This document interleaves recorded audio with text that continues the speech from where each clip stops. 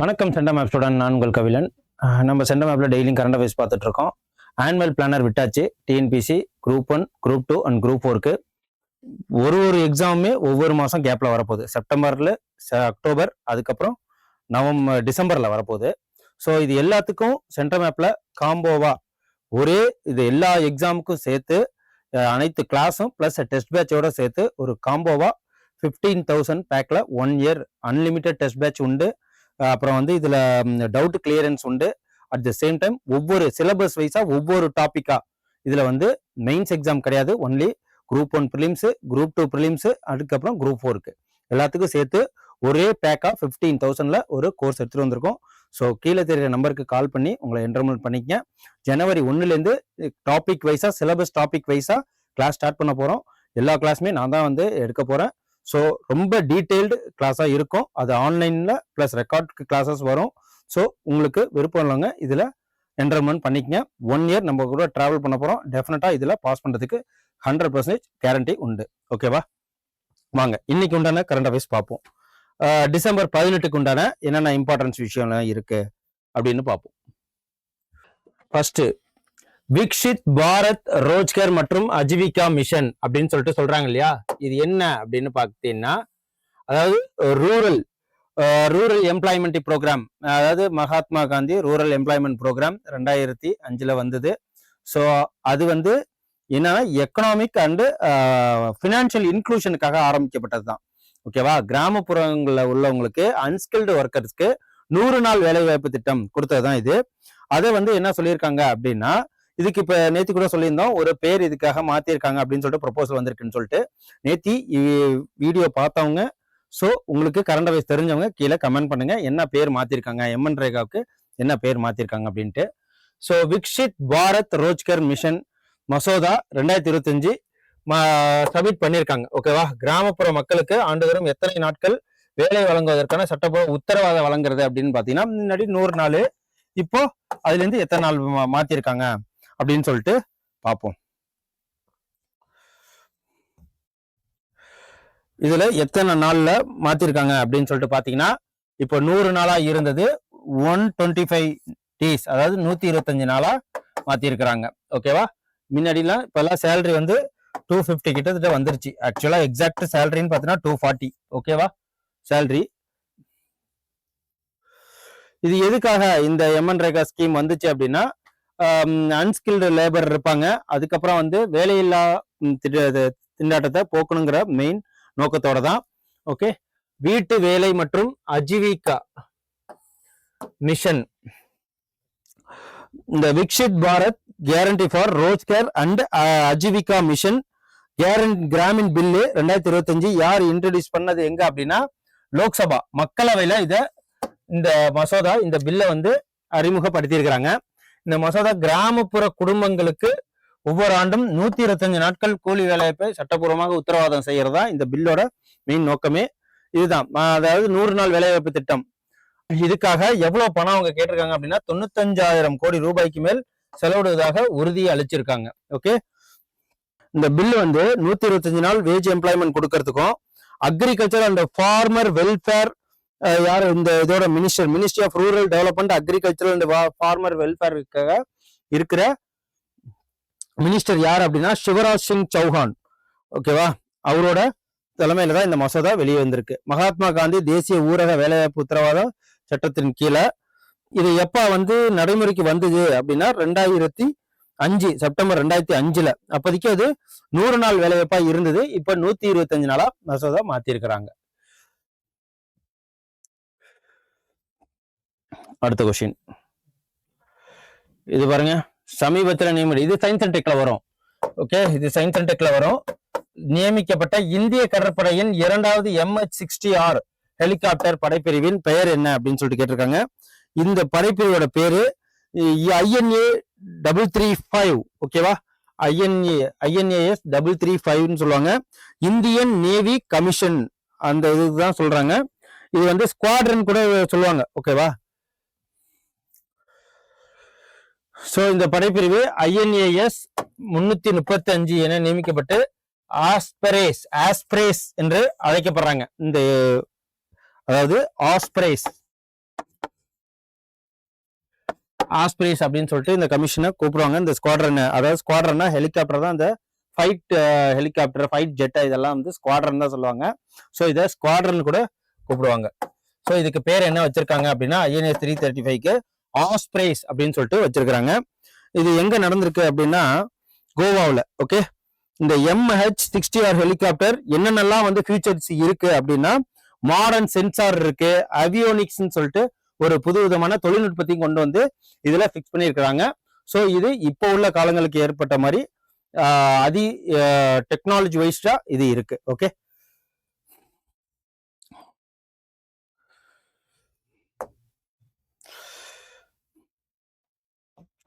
அடுத்து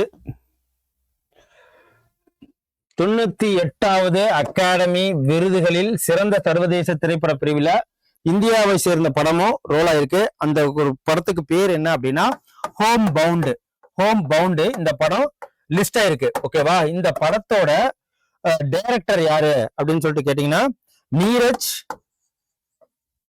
நீரஜ் கைவான் அப்படிங்கிறவர் தான் இந்த படத்தோட டைரக்டர்.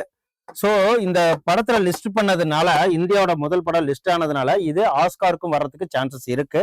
ஸோ அதனாலதான் இந்த இந்தியா மூவி ஹோம் பவுண்ட் இது ஷார்ட் லிஸ்ட் ஆகும். பெஸ்ட் இன்டர்நேஷனல் ஃபியூச்சர் பிலிம் கேட்டகரியில 98வது அகாடமி அவார்டு இது வாங்கியிருக்கு. Okay, home bound.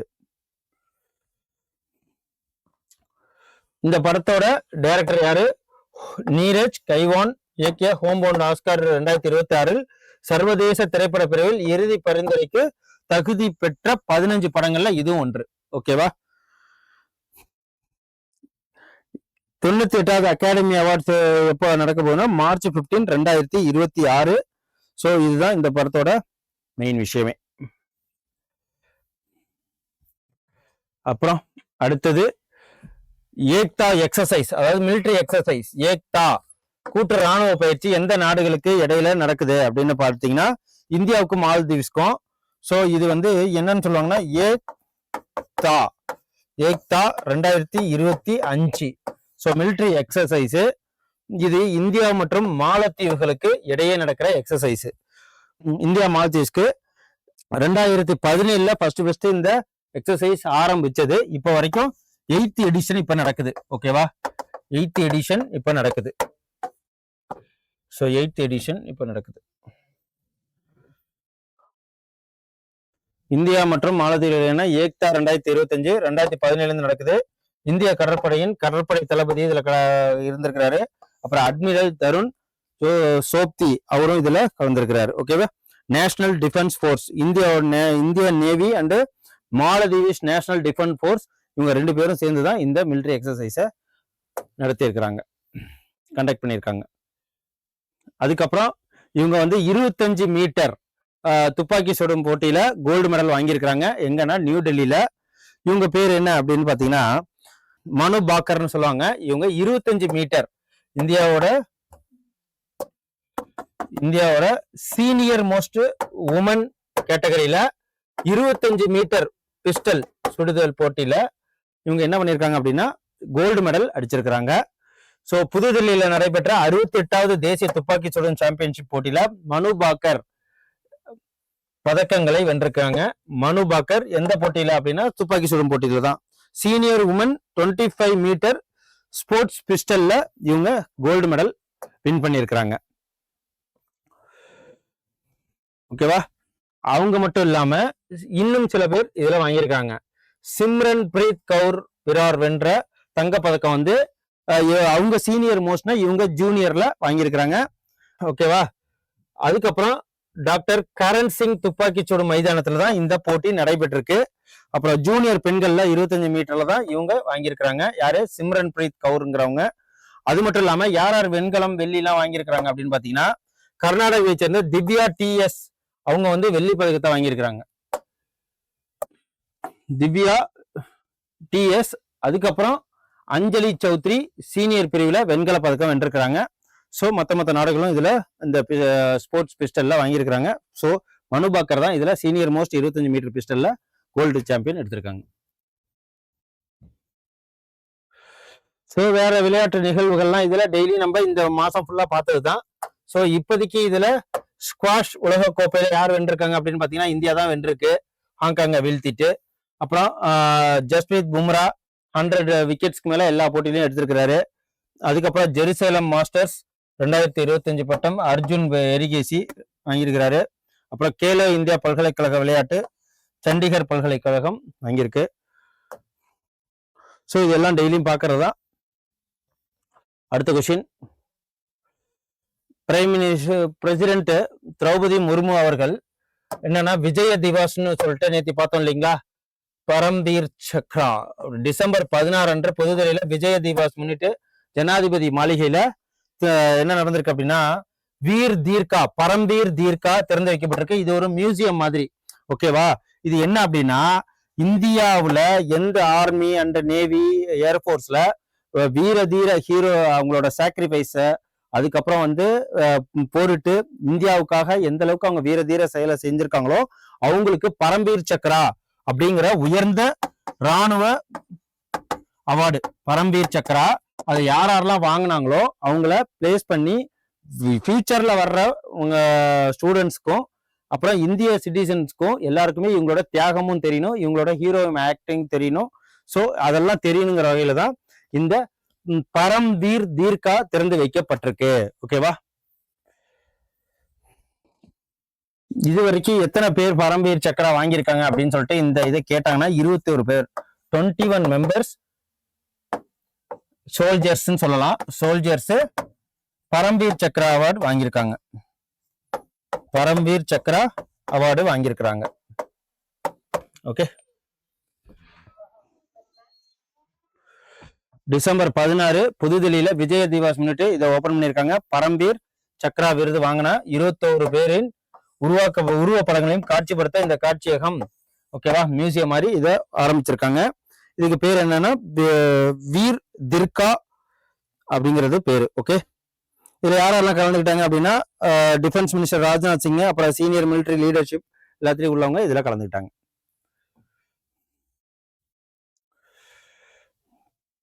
அதுக்கப்புறம் மத்திய பிரதேசம் துர்காவதி புலிகள் காப்பகத்துல அடுத்த பருவமழைக்கு முன் எந்த விலங்கோட வாழ்விடமாக மாற்ற இருக்காங்கன்னா சீட்டா. ஓகேவா, சிறுத்தையோட வாழ்விடமாக மாத்துறதுக்கு பிளான் பண்ணியிருக்கிறாங்க. இந்த Madhya Pradesh Veerangana Durgavati tiger reserve,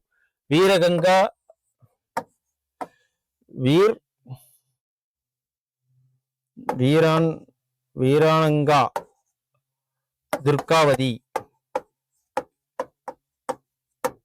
tiger reserve.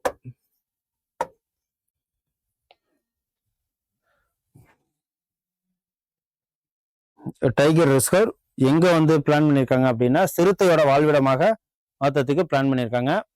இது மத்திய பிரதேச வீரகங்கா துர்காவதி புலிகள் சரணாலயம் எங்க இருக்கு அப்படின்னு பாத்தீங்கன்னா குனோ நேஷனல் பார்க். அங்கேருந்து சீஃப் மினிஸ்டர் மோகன் யாதவ் தான் இதை முதல்வர் மோகன் யாதவ் இந்த அறிவிப்பை வெளியிட்டிருக்கிறாரு. ஆப்பிரிக்காவிலிருந்து சிறுத்தைகளை கொண்டு வரதா பிளான் பண்ணியிருக்காங்க. எங்க இருந்துன்னா குனோ தேசிய பூங்காவிலிருந்து.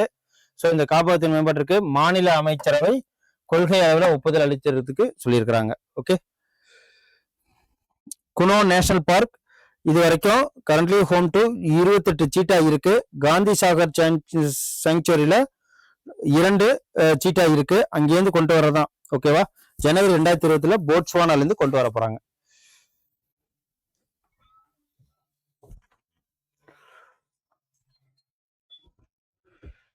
அதுக்கப்புறம் கிரிக்கெட்ல the one cricket my life and more அப்படிங்கிற ஒரு ஆட்டோபயோகிராஃபி புக்கை யார் எழுதியிருக்காங்க அப்படின்னா இவர் ஓப்பனர் ஆஃப் இந்தியன் கிரிக்கெட், இவர் வந்து ஷிகர் தவான். ஓகேவா, ஷிகர் தவான் எழுதியிருக்கிற தன்னோட சுயசரிதை புக்கு இதுதான்.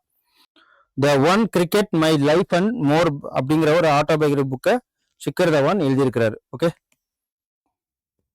ஸோ அது மட்டும் இல்லாம புத்தகத்தின் தத்துவத்தை கல்வி மற்றும் சமூக மேம்பாட்டில் பணிபுரியும் ஷிகர் தவான் அறக்கட்டளையுடன் இணைச்சிருக்கிறாரு. ஓகேவா, இவர் ஒரு ஷிகர் தவான் வந்து ஒரு ஃபவுண்டேஷனும் ரன் பண்ணிட்டு இருக்காரு. எதுக்காகனா எஜுகேஷனுக்காகவும் கம்யூனிட்டி டெவலப்மெண்ட்டுக்காகவும் அந்த ஃபவுண்டேஷன் செயல்பட்டு இருக்கு. அதோட இந்த புக்கையும் இணைச்சிருக்கிறாரு. ஓகே, அடுத்து சர்வதேச புலம்பெயர்ந்தோர் தினம், இன்டர்நேஷனல் மைக்ரன்ஸ் டே, சர்வதேச புலம்பெயர் தினம் 2025 எந்த தேதியில கொண்டாடப்படுது அப்படின்னு பாத்தீங்கன்னா 18 டிசம்பர் 18 கொண்டாடப்படுது. அதுக்கப்புறம் கோல் இந்தியா லிமிட்டோட தலைவராகவும் சிஇஓ அப்புறம் எம்டியாகவும் யாரை நியமனம் பண்ணியிருக்காங்க அப்படின்னா இந்த ஃபீல்டுல இருந்த பி சாய்ராம் அவர்களை நியமனம் பண்ணியிருக்கிறாங்க. எப்போ அப்படின்னா டிசம்பர் 15 அன்னைக்கு ministry of coal has appointed B Sairam chairman cum managing டைரக்டரா இவரை அப்பாயின்மெண்ட் பண்ணியிருக்காங்க. ஸோ அப்பாயின்மெண்ட் நியூஸ்ல இவரு டிசம்பர் 15 2022 அறிவிக்கப்பட்ட இந்த நியமனம் உலகின் மிகப்பெரிய நிலக்கரி உற்பத்தி செய்யும் நிறுவனத்துல இவரை நியமனம் பண்ணியிருக்காங்க. ஏற்பட்ட இந்த மாற்றம் மற்றும் பாதுகாப்பு பொதுத்துறை நிர்வாகம் இது சேர்ந்து இந்த முடிவு எடுத்திருக்காங்க. அதுக்கப்புறம் இந்த வாட்டி உமன்ஸ் கிரிக்கெட்ல இந்தியா சாம்பியன்ஷிப் பட்டம் வென்றிருக்கு. ஓப்பனரான ஷஃபாலி வெர்மா இந்தியாவோட சமீபத்தில் நவம்பர் 2025க்கான ஐசிசி மகளிர் மாத வீராங்கனையாக யாரை தேர்ந்தெடுக்கப்பட்டிருக்காங்க அப்படின்னா இந்தியாவோட ஓப்பனர் ஷஃபாலி வர்மா அவர்களை யூபிஎஸ் சேர்ந்தவங்க. ஷஃபாலி வர்மா அவர்களுக்கு டிஎஸ்பி போஸ்ட் கூட கொடுத்துருக்காங்க. ஸோ இவங்களுக்கு தான் இந்த நவம்பர் மாதத்துக்கு உண்டான ஐசிசி உமன்ஸ் டைட்டில் கொடுத்துருக்காங்க. Women's player of the month. அதுக்கப்புறம் உமன்ஸ் மென்னில் யாரு கொடுத்துருக்காங்க அப்படின்னு பார்த்தீங்கன்னா தென்னாப்பிரிக்கா சுழற்பந்து வீச்சாளர் சைமன் ஹார்மர் நவம்பர் 2025க்கான ஐசிசி ஆண்கள் மாத வீரராக அவரை தேர்ந்தெடுக்கப்பட்டிருக்காங்க. அதையும் தெரிஞ்சுக்கங்க. அதுக்கப்புறம் எந்த மாநிலத்தின் பாண்ட்ரு காதி இந்திய அரசிடமிருந்து புவியியல் குறியீடு பெற்றிருக்கு அப்படின்னா இது வந்து ஆந்திர பிரதேஷ். ஓகேவா, பொண்டுரு. ஓகேவா, பொண்டுருன்னு சொல்லுவாங்க, பாண்ட்ரு கிடையாது,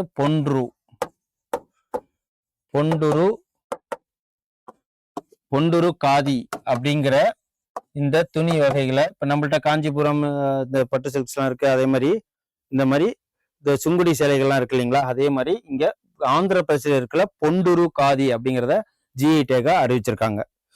ஸோ இது எங்க இருக்கு அப்படின்னா ஆந்திர பிரதேஷ். இந்தியாவில் பாரம்பரிய கைத்தறி பாரம்பரியத்திற்கு ஒரு குறிப்பிடத்தக்க ஊக்கமாக ஆந்திர பிரதேசத்தில் இருந்த கைத்தறி மற்றும் கையால் நெய்யப்பட்ட பருத்தி துணி தான் இந்த பாண்டுரு காதி. ஓகேவா, மத்திய வர்த்தகம் மற்றும் தொழில்துறை அமைச்சகத்தால் புவியியல் குறியீடு வழங்கப்பட்டிருக்கு. ஸோ இது வந்து மகாத்மா காந்தியை பாண்டுரு காதியை பாராட்டி அதன் விதிவிலக்கான நேர்த்தி மற்றும் கைவினைத்துக்கான 100 ஆண்டுகளுக்கு பிறகு இந்த அங்கீகாரம் இவங்களுக்கு கிடைச்சிருக்கு. ஸோ இதை பத்தி காந்தி அவர்களே பேசியிருக்கிறாங்க.